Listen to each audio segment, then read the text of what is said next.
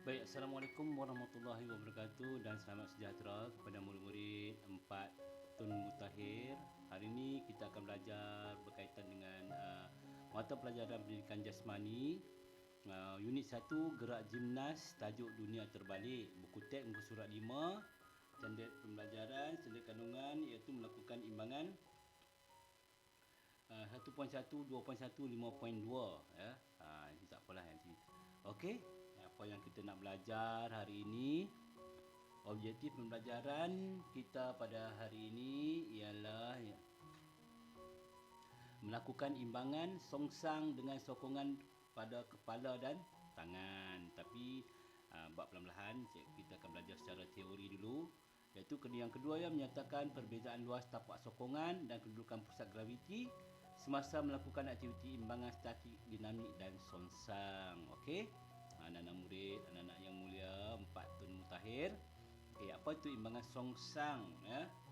Imbangan songsang ni maksudnya kita terbalik. Kita nak buat imbangan. Sebelum ni kita dah belajar berkaitan dengan imbangan kan. Ada taku kaki, ada yang dah hantar video kat cikgu. Bagus, terima kasih.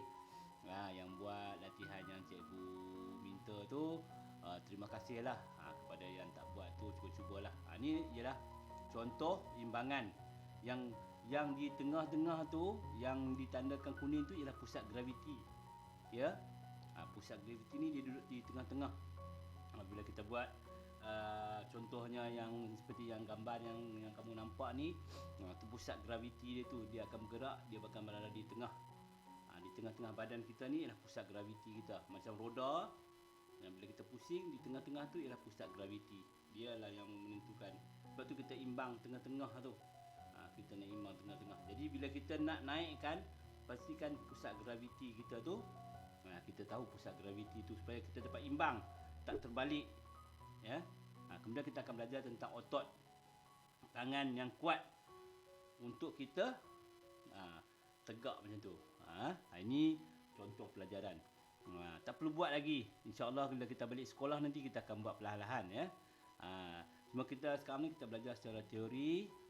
Mengapakah imbangan dapat dilakukan dengan mudah semasa kedudukan badan masih pada paras rendah berbanding setelah kaki dilejangkan ke atas. Okey, mengapakah imbangan dapat dilakukan dengan mudah masih rendah?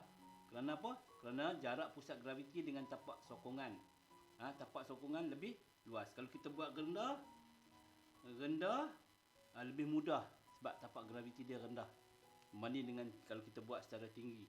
Ya, semakin rendah pusat graviti, semakin stabil badan. Lepas tu kalau kita buat rendah, kita buat pumping ke apa, lagi bagus. Okey? Tugasan. Okey. Yang ni apa yang cikgu nak terangkan. Okey, semakin rendah pusat graviti, semakin stabil badan kita.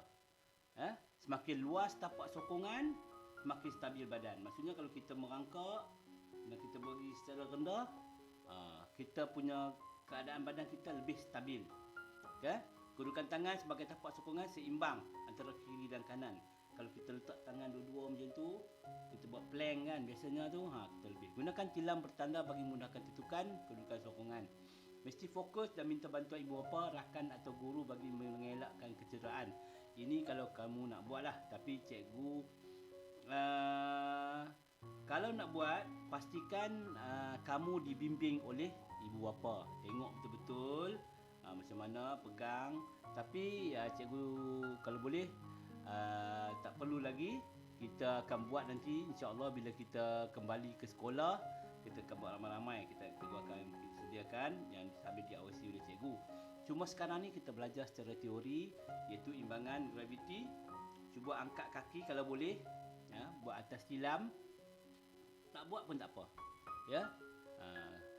Cuma sekarang belajar teori, tengok gambar ni dan nanti cikgu akan bagi tugasan, jawab soalan. Bagaimanakah semakin rendah pusat graviti, semakin stabil badan, semakin luas tapak sokongan, semakin stabil badan. Kedudukan tangan sebagai tapak sokongan seimbang antara kiri dan kanan. Maksudnya kita kena seimbang.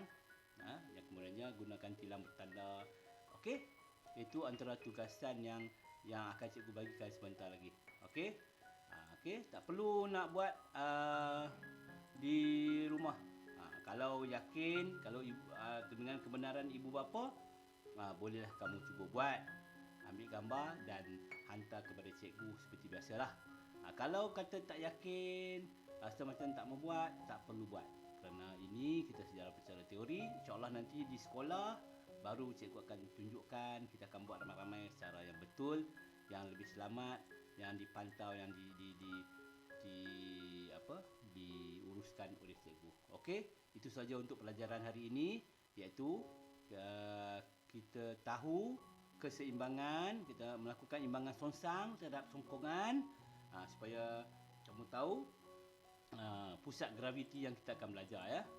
Ini antara yang kita belajar. So, kita perbezaan luas.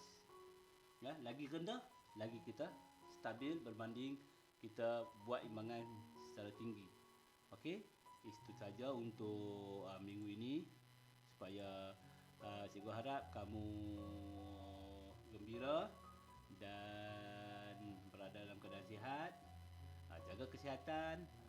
Semoga kita jumpa lagi insya-Allah pada pelajaran yang akan datang. Okey. Jawab soalan dalam Google Form yang cikgu sertakan seterusnya. Sekian saja, wabillahi taufiq wal hidayah. Wassalamualaikum warahmatullahi wabarakatuh.